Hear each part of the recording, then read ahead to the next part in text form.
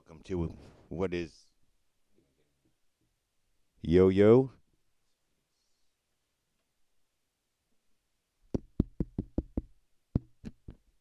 Check Yo Yo.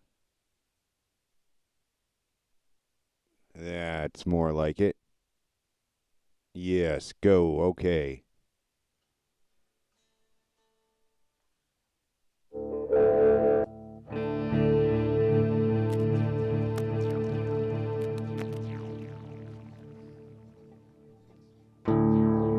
Welcome to another Midnight in the Middle jam. What is starting off seems to be a rather lackadaisical Midnight in the Middle jam. Maybe the music shall reflect that.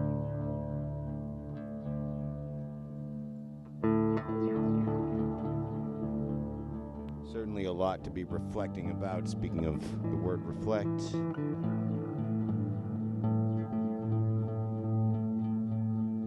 taking in everything what's going on, what has been for hundreds of years, and our particular genetic and or ancestral place in all that, which may not be ultimately important in the great scheme of things, in the larger consciousness, but it has a certain significance to us as beings trying to understand ourselves and each other.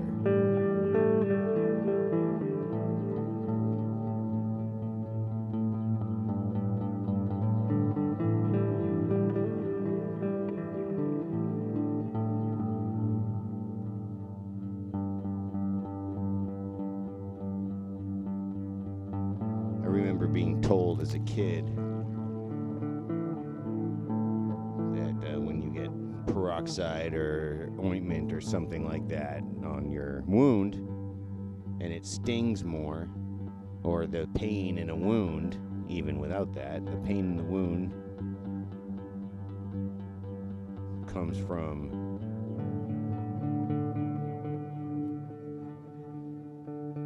the healing process. Something's activated. Maybe there's a struggle with the cells trying to get rid of the ones that would cause infection and harm and destroy the other cells.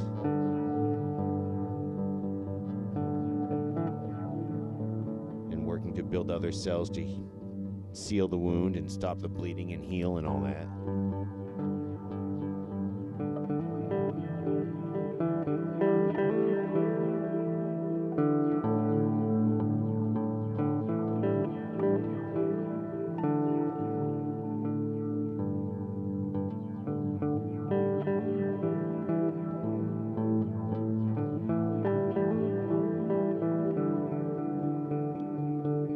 We are working on healing, and the sting is significant, and I think that there's an awakening here, and there's a realization for most people, even some of us who already knew this and were aware, but there's a certain jolt of its realness coming, and that is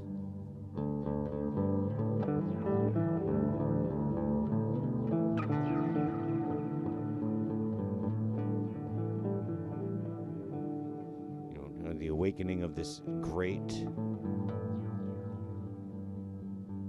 racial divide, socioeconomic, socio-political divide, and just how built and based, just how built into the system, systematic murder, discrimination, theft, and dare I say rape,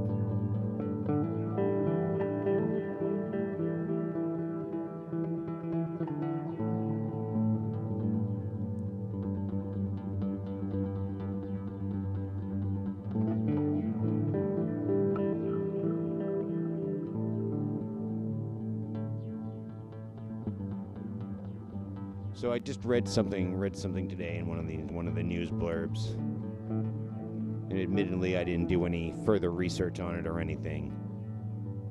but it was something to the effect of that there is, written into law more or less that it is permissible for a police officer to have consensual sexual relations with someone in custody.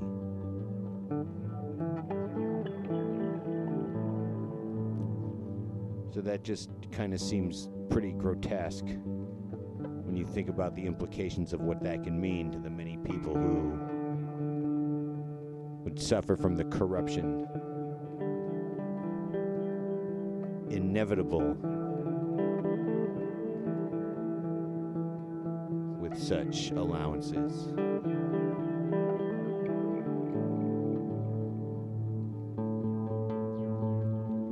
To put it more plainly, women could be forced to consent. Who's going to believe them over the cops, and so on and so forth, historically?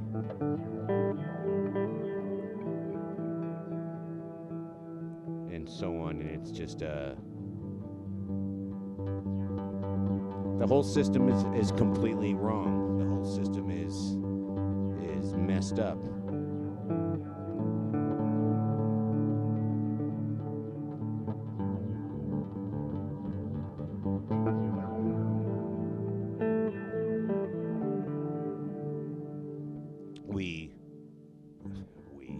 It's a hard one. It's hard. Like, I want to identify with, I'm getting choked up. I want to identify with and do identify with a with a being as I identify as a being of sovereign consciousness and connected to all possibilities of life in every capacity, through every dimension, in every infinity somehow, or at least in our infinity. Be careful not to speak beyond our own infinity, but the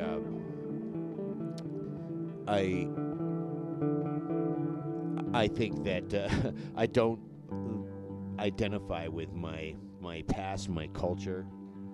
The closest I did, or any of that, even my family. Gosh, I moved thousands of miles away from my family. I don't have children.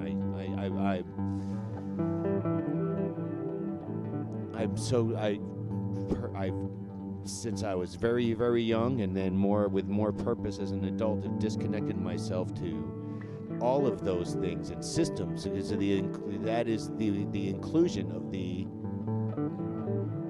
ridiculousness of our development, if you want to call it that, as people throughout the millennia. Rather, I have tried to connect with the beauty of the development, the wonders of our existence as human beings, and I have found that answer to be art. So I try to identify more than anything else as art and an artist.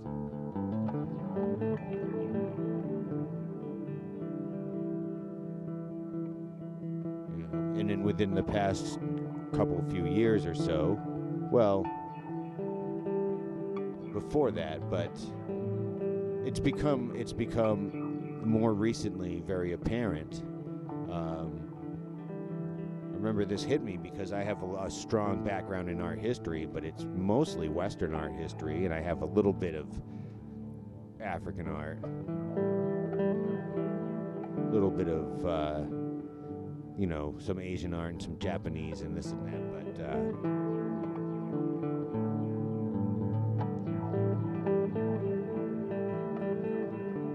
the influence that art has on particular cultures and civilizations is always profound, no matter what that art is, and when the art, and it's profound even if it's repressed or denied, that is profound as well.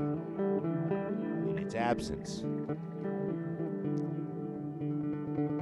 And so when we look at some of the great art and great artists, we're often looking at the particular vision and cultural traditions of the West. And there is incredible art, magnificent art and architecture on monumental scales happening in the Americas and in Africa.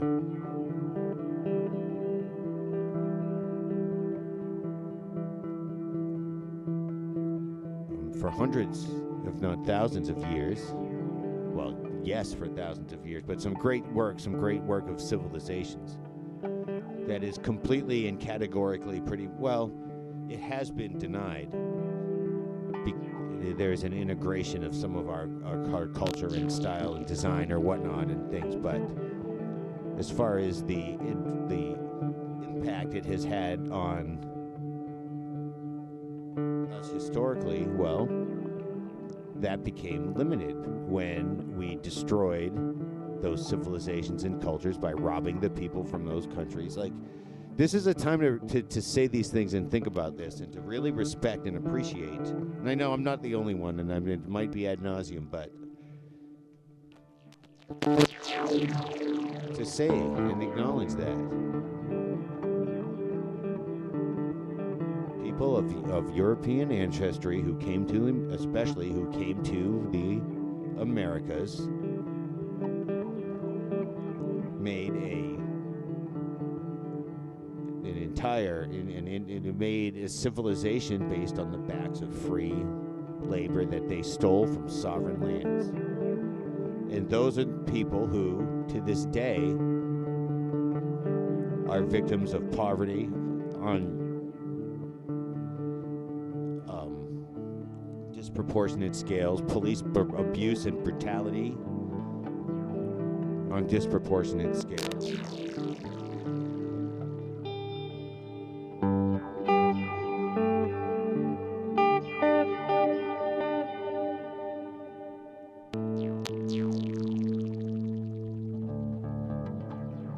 People that we know, that we work with, that we love, that smiled, that we've cried with, that we've laughed with, that we break bread with, that we drink with. Like, the trail of their not all that distant history is very, very different than those of those who have not brought up from that heritage, are not the sons and daughters of slaves. And Jesus Christ.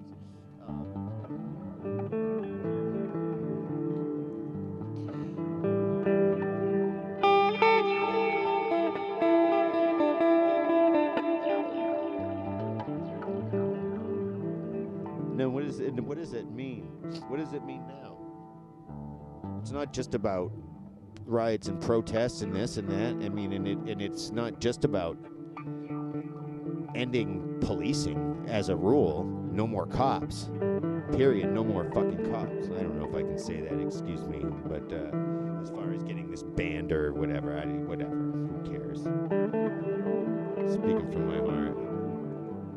All due respect to good people and good police officers, we will need you, and if you're good and you're a cop for a right reason, we will need you to help to guide and to lead and direct community services that look out for each other. Why have a police force when as communities we can take it in turns in small groups without weapons, mind you? I believe this 100% too. Our defense will be our numbers, our peace.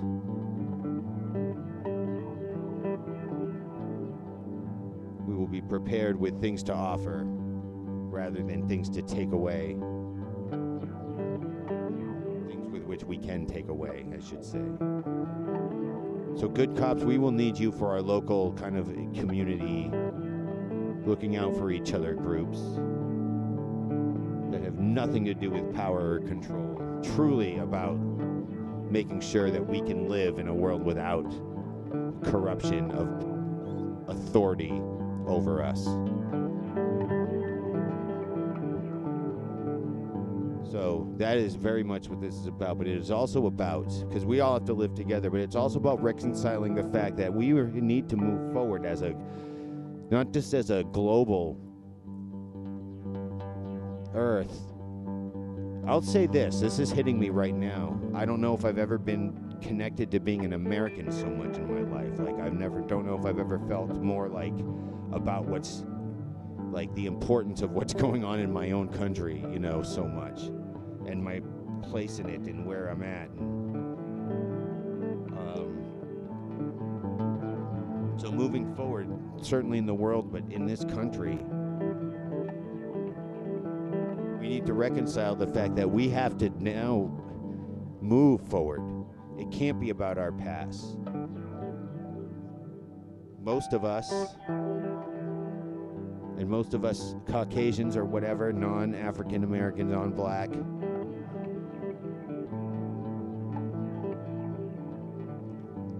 want everyone to be treated well, equally, equity, the inclusion of ideas that don't all just come from the same roots, the beauty and mix of all the things that we can do together.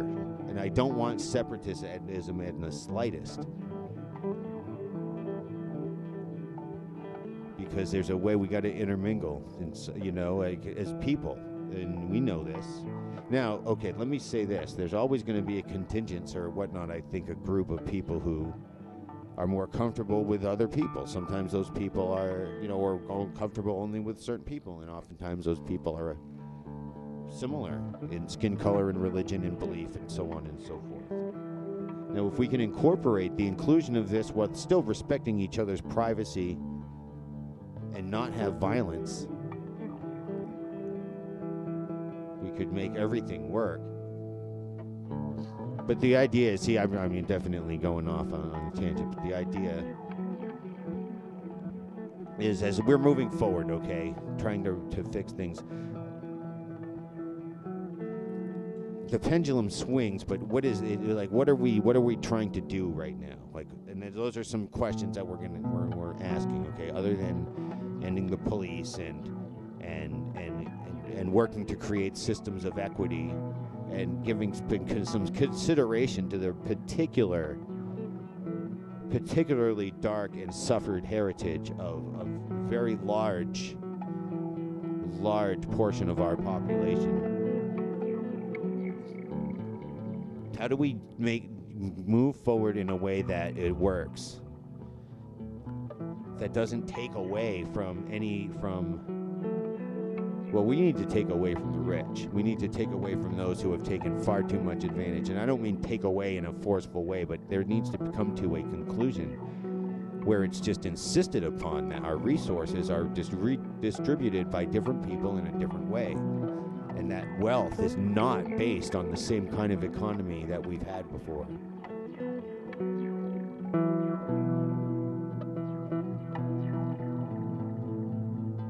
And rather than creating systems that keep people down and putting trillions and trillions of dollars and countless man hours and person hours into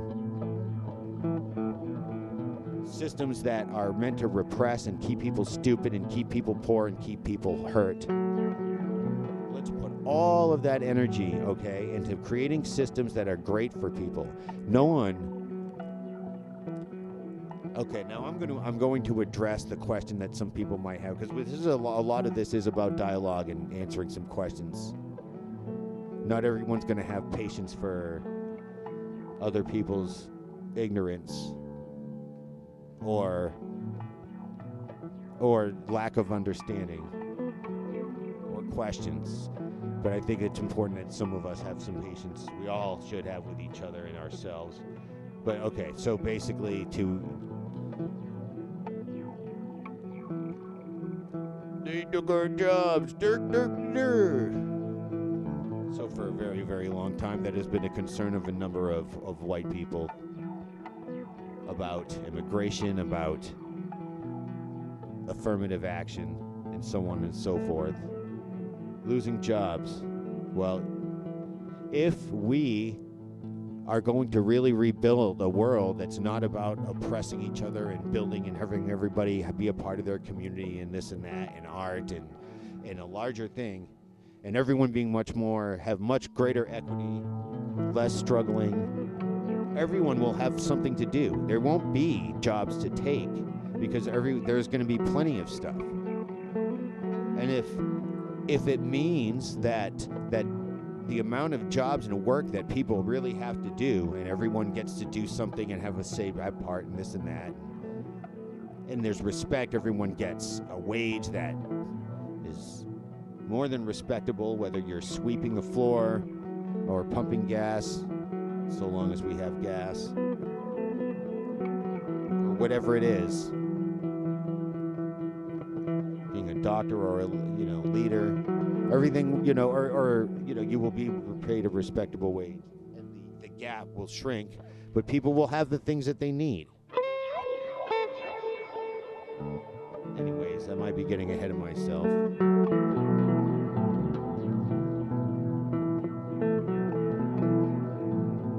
So let me back up a second. So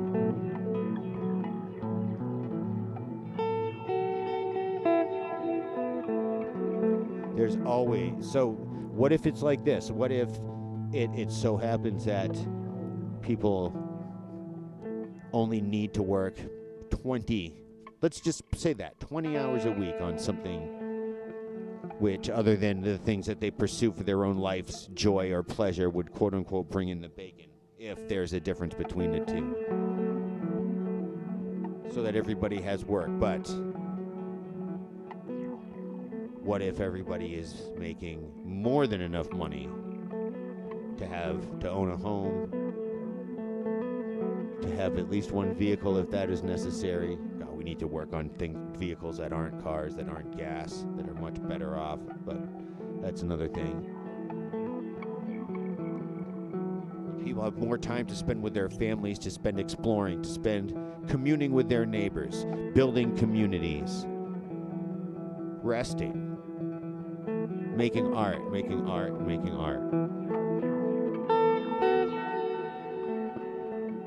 This is only not possible when the greedy few hold the resources. Otherwise, it's 100% possible. 100% possible, if not necessary and inevitable.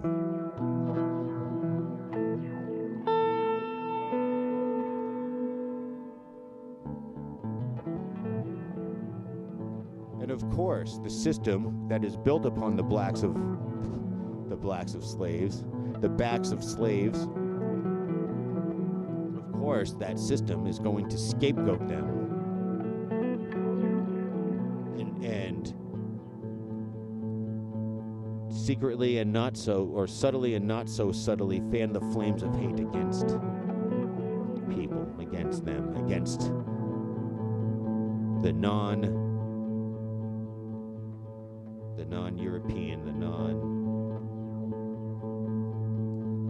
whatever, what you want to call it, system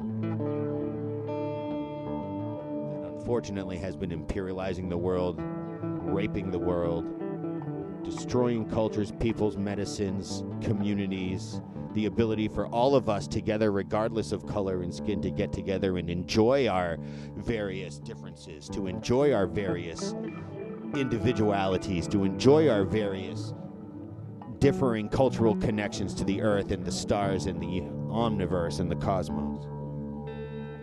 That's what we should be doing. So think about this. We're all one color, because if you look at skin tone from pretty much any human being, it's all basically a gradient type of brown. Like maybe it's a gob. It goes from warm to cool and this and that, but we're all either a really, really, really like light brown, or a really, really dark brown, or a warm brown, or a cool brown, a yellow brown, or a red brown. But we're all some kind of brown.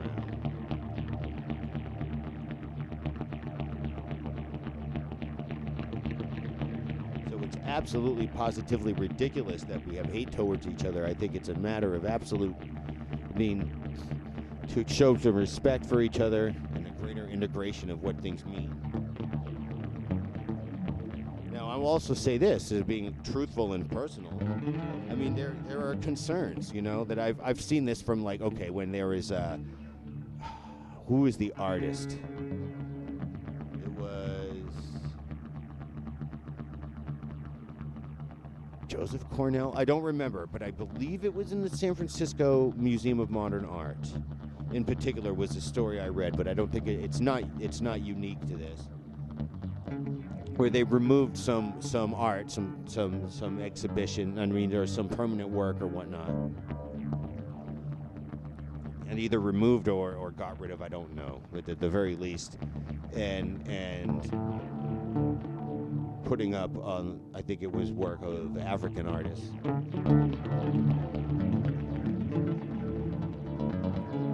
And I remember being, having, of course, these mixed feelings where it's like, well, sure, we need to see this art, but they made a big deal out of the idea that it's like, okay, taking down white art and putting up non-white art. It's like,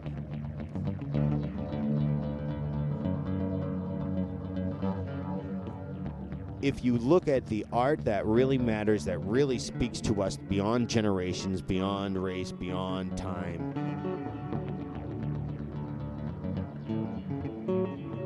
beyond even knowing any of the narratives of any particular scenes, which may or may not be depicted, art speaks for itself, and it has its power, and it comes to us, and it means something. It means something for the people who just pick for children. It means something for the people who pick it up as a hobby. It means something for the people who dedicate their entire souls to its evolution.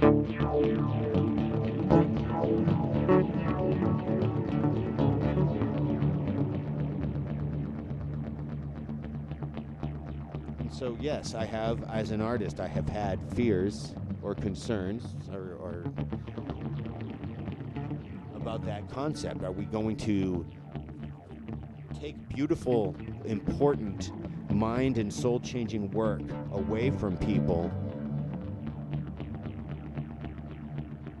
and that opportunity in order for other work, which will hopefully be the same in its capacity to affect and change people, to be seen? I think that there needs to be both. I think that when it comes to art, well, when we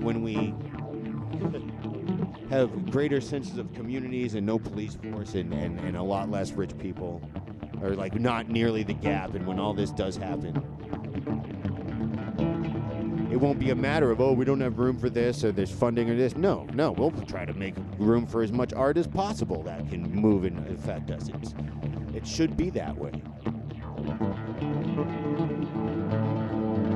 I've been able to breathe in a little bit, or to see some things, as things have been happening in the past week.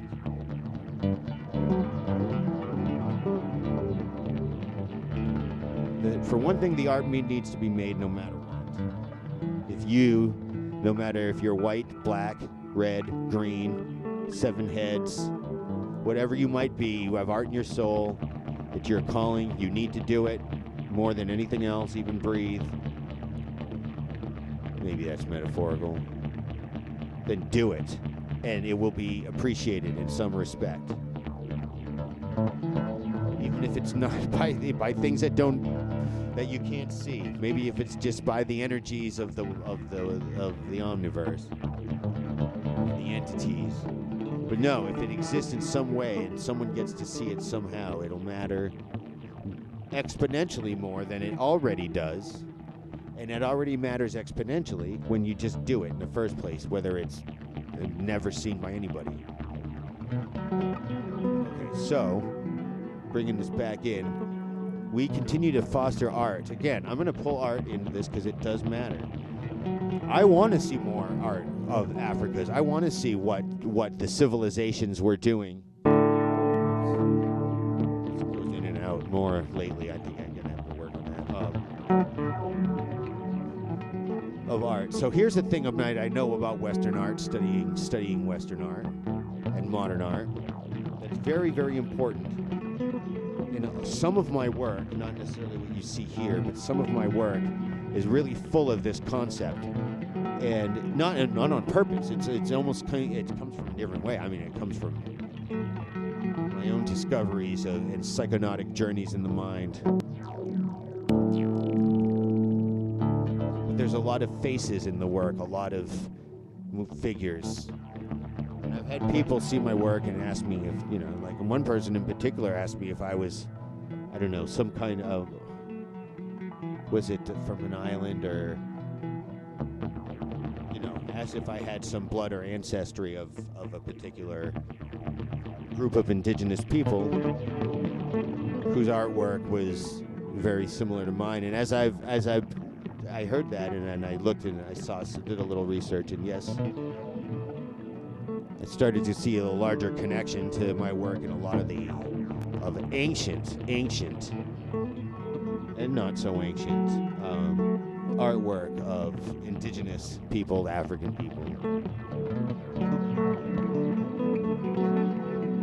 And its connection to... So Western art got incredibly good, profoundly good at making art in the world that we see and live in, and also being able to tell any number of tales, including Dali-esque surreal tales, in the language of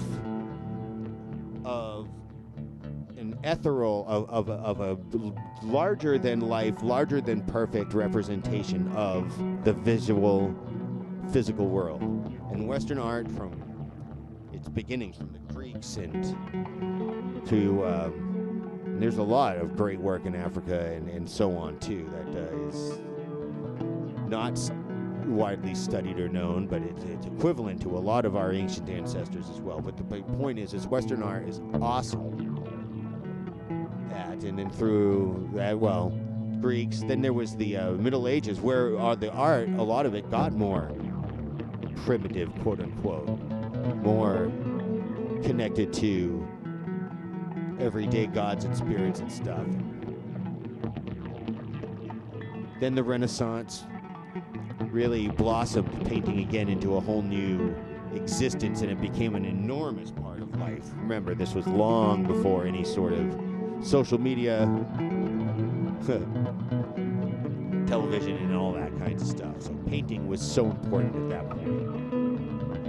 And to paint realistically, but beyond realistically. To paint with to capture the soul, but in physical form. Okay, so that's Western art's great about that.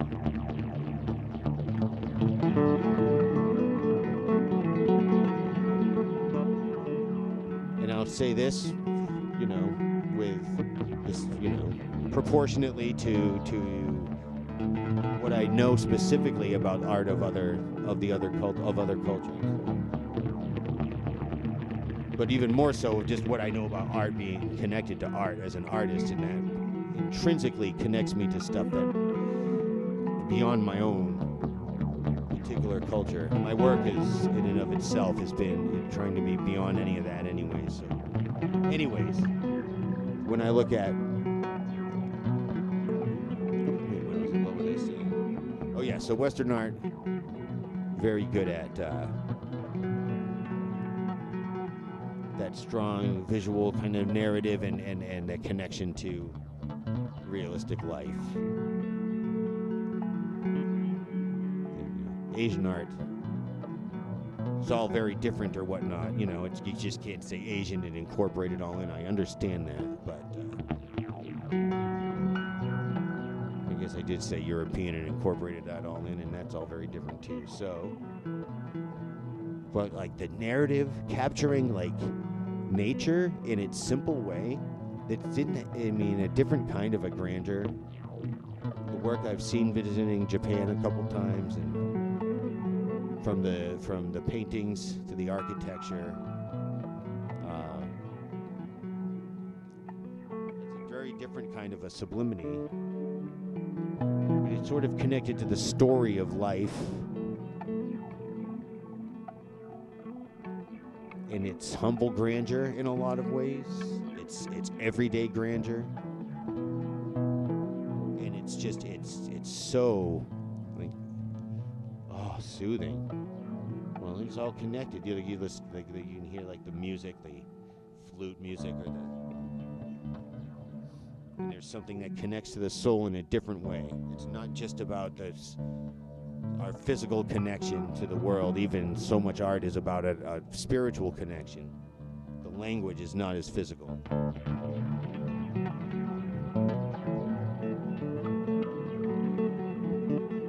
And there are similarities between a lot of African art and a lot of art from the islands, from the Americas. Lots of differences, but I'm going to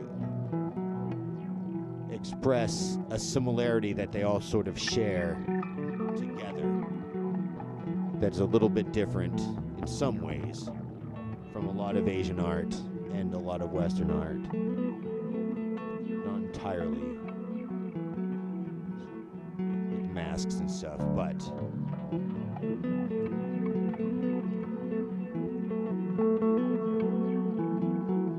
it's that artistic connection to not trying to depict art, the life that we see realistically and render the stroke, but it's a way that they connect with the other side and with a larger sense of community, ritual, artistic ritual, from what I've seen and studied, and the entities, like the forms, the faces, the totems, those things. That's a connection to a reality that we as Western people are only just rediscovering now. Let's just say the 60s helped a lot with that. And we got to keep going down that direction in order for us to really, truly understand that a lot of the art that we called primitive was really onto something. And do you know who knew that? The people who changed the face of Western art forever. The Impressionists, the Expressionists, the Cubists, the Fauvists, Matisse, Picasso, Gauguin.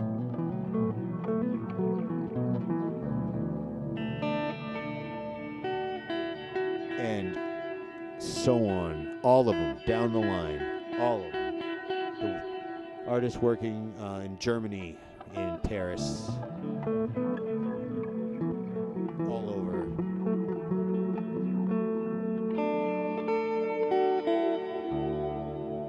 We're seeing work that was, alas, they were seeing work and there was an appreciation for work that through imperialism was being seen and becoming in vogue by a European audience.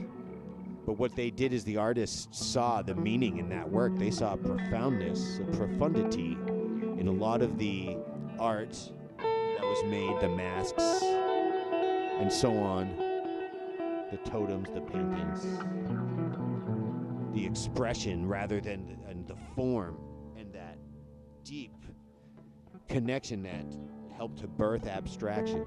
And they saw that, and they started to render their images with a greater sense of that color, that form, that connection to something else beyond the things that we were normally seeing.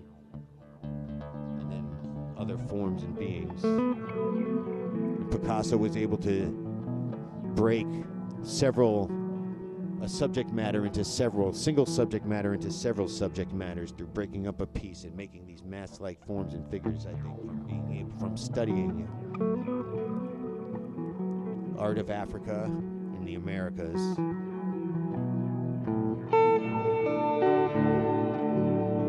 Indigenous Americans. Now, I think I'm getting kind of choked up again. I got plenty of time.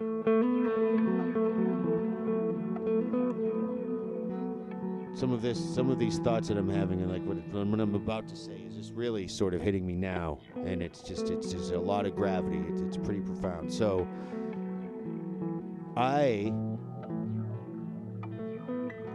am an abstractionist, and I fully believe in the language of abstraction and the different forms, figures, faces, and all of those things that you can see in abstract pieces. The more detail, the better. The more faces, the better. The more psychonautic experience that a person can have with the piece, the better. I owe a huge part of that to the abstract artists and the surrealists, and then on through Jackson Pollock and everybody, as well as a lot of other things. But modern art is what turned me on to being an actual painter and not just an art historian. Modern art, a teacher friend that I still am in contact with, showed me that modern art was important when I hated it. I was all old school and didn't get abstract art at all, and then it hit me, and I began to love it. Kandinsky and Mondrian, Picasso.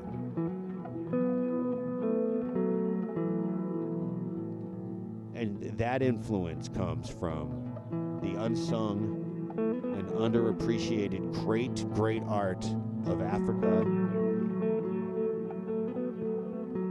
of the Americas, and of the indigenous peoples,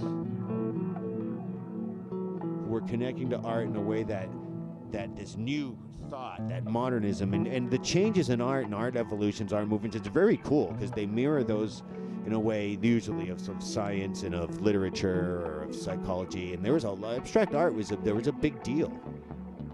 You know, psychology as we know it was just really coming to be. You know, electricity was just coming to be. The modern age was just coming to be. When it first started, World War I didn't happen yet, then the war, and then a whole new explosion of things, no pun intended.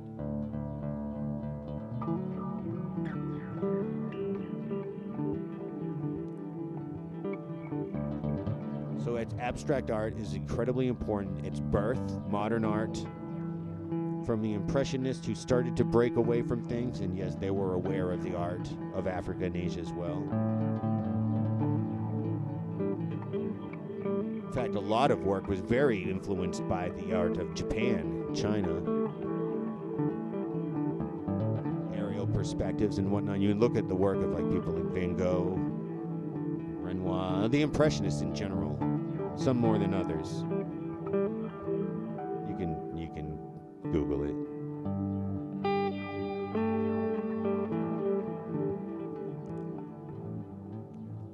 And yes, and then the great influence of this other art. And so I personally owe a lot to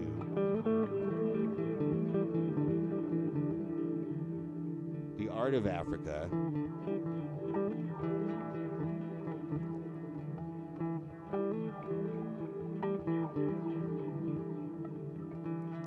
as part of my own artistic cultural heritage. And it is, because it's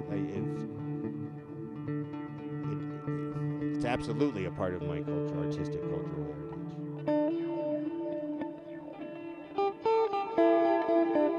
And that's a great thing to be a part of, and I have to give great homage to that. So great artists like Kandinsky and Picasso were influenced, well, by Helma Klimt, a woman, for one thing. Incredible abstract painter. And they were influenced by the art of the so-called quote-unquote primitive peoples that were obviously more ahead of the time than we give them credit for. And here's the thing, it's not like there's the contributions of the West culturally, musically, artistically are invalid. They are profoundly valid. But think about what our cultural contributions will be as humanity collectively and as individual artists, because that's still very important. Both are important. As we begin to re-understand our history, our art history, and what it means, look at the work we've neglected over the years, and begin to forge new work into a bright future.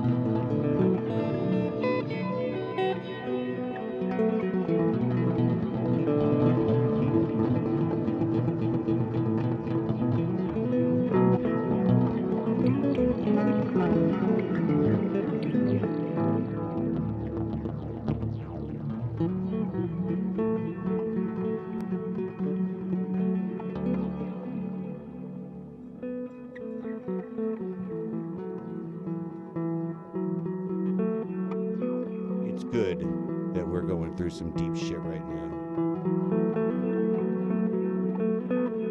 Imperative, even.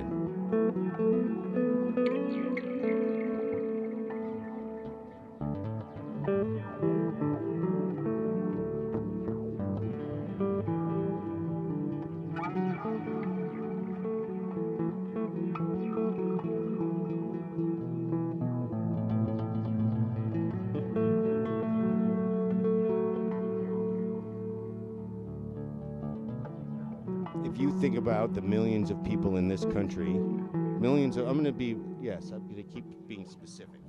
We're being specific right now, I think, as a country.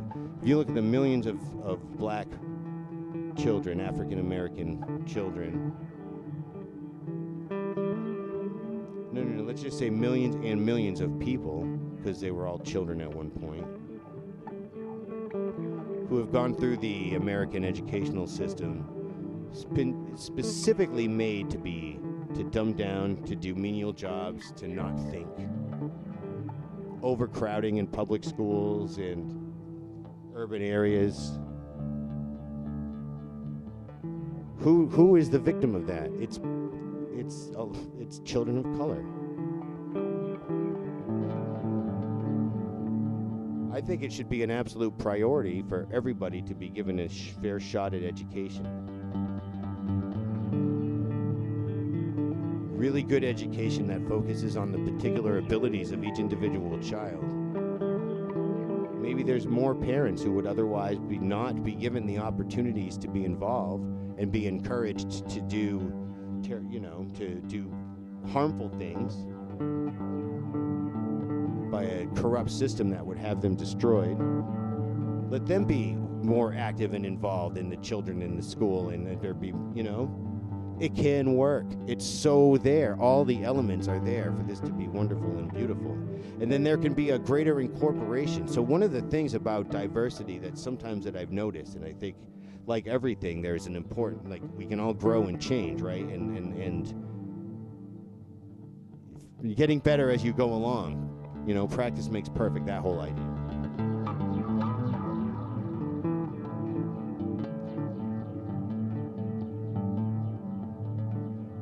So, a lot of times when I see diversity, it's still sort of within, or have to see it expressed. I mean, what does that even mean, see diversity? I mean, it's everything. There's diversity everywhere, and there's monotony everywhere. It's a lot of it's a matter of perspective, but I guess that's something else.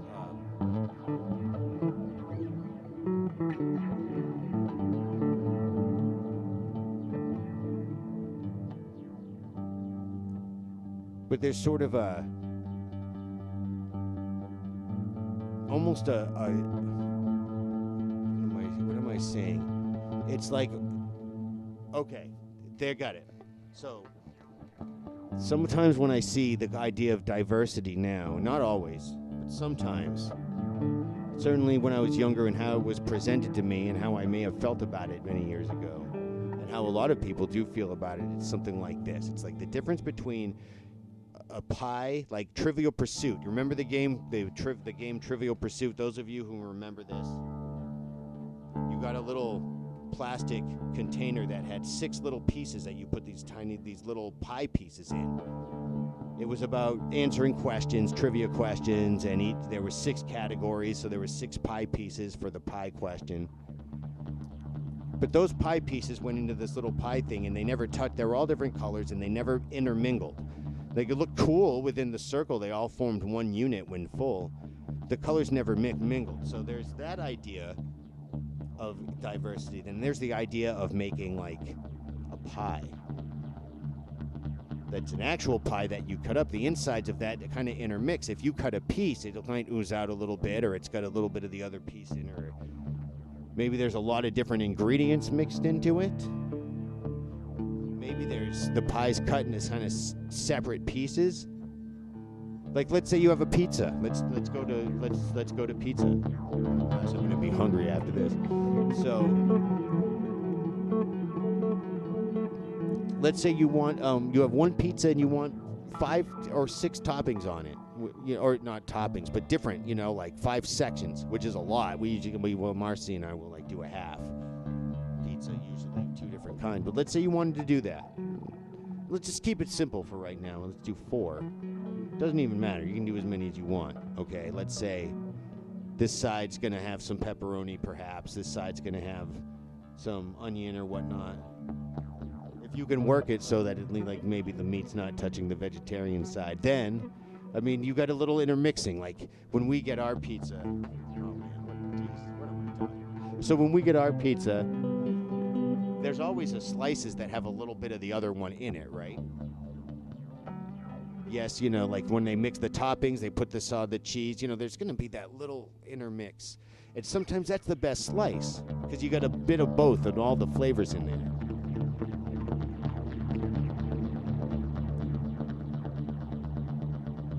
So I guess what I'm saying is that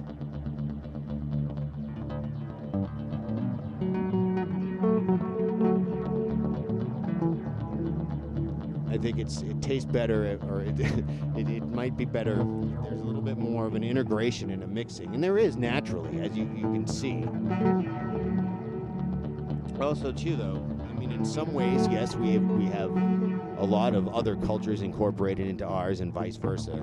But yes, there has been a predominantly Western idea of things, and again, on the back, like Western music, it's a lot of modern Western music, rock and roll. It's absolutely on the backbones of African Americans, of black culture.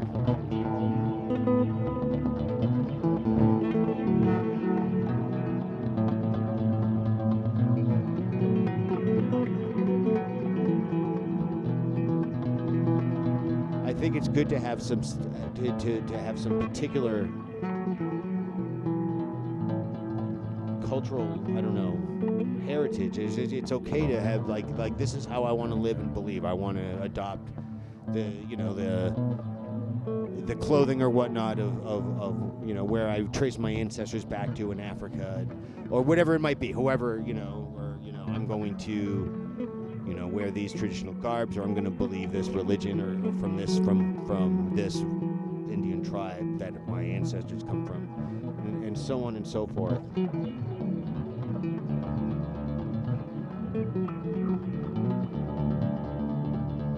And having that integrated, they without feeling a sense of separation,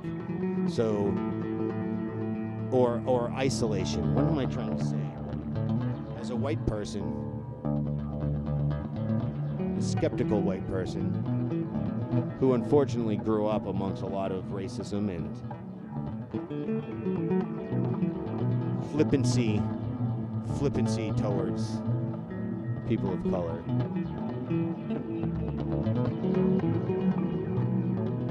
There might be this concern of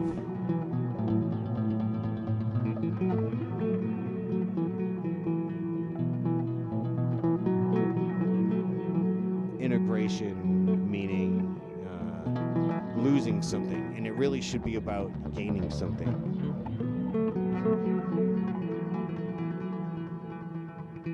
There are very few cultures, especially African American culture, or African, our African culture, are without influence from the European dominated heritage.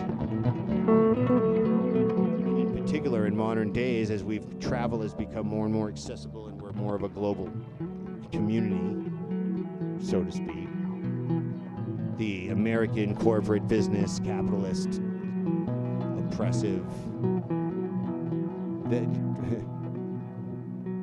oppression in the guise of freedom, oppression for many in the guise of freedom for some.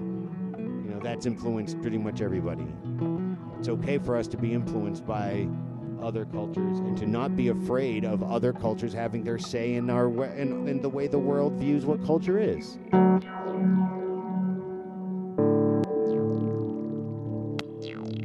I think it would be a shame if we took down all of the Picassos and all of the Monets and all of the Da Vinci's to hang up work, and get rid of them in honor of some other work.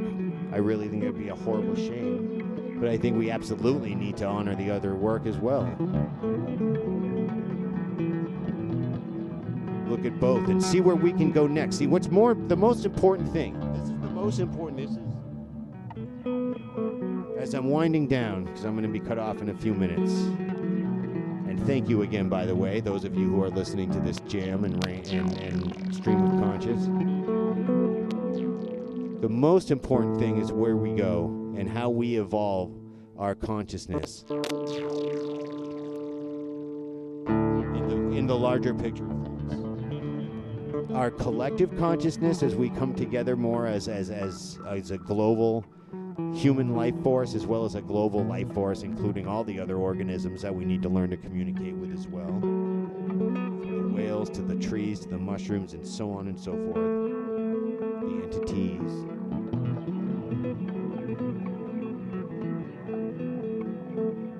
Yes, the future, how we move forward, how we evolve our consciousness, how we better our custodianship of each other in the earth, how we, with a much greater sense of harmony and connection, work towards traveling beyond the planet.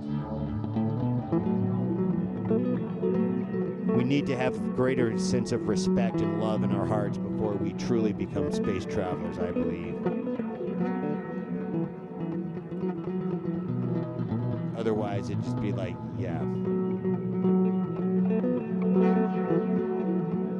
Giving smallpox-infested blankets to a tribe of natives. It just spread in like a disease, and I don't think that's what humanity should be. We need to fix ourselves. Let's keep exploring space, yes, and figure it out, but no, we need to fix ourselves and what we are before we think about infecting the universe.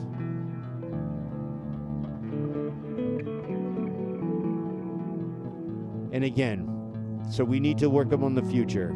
We need to integrate what happens next. How do we begin to work together and activate art as a greater part of our lives? Activate life together. And remember this, I'm going to say this.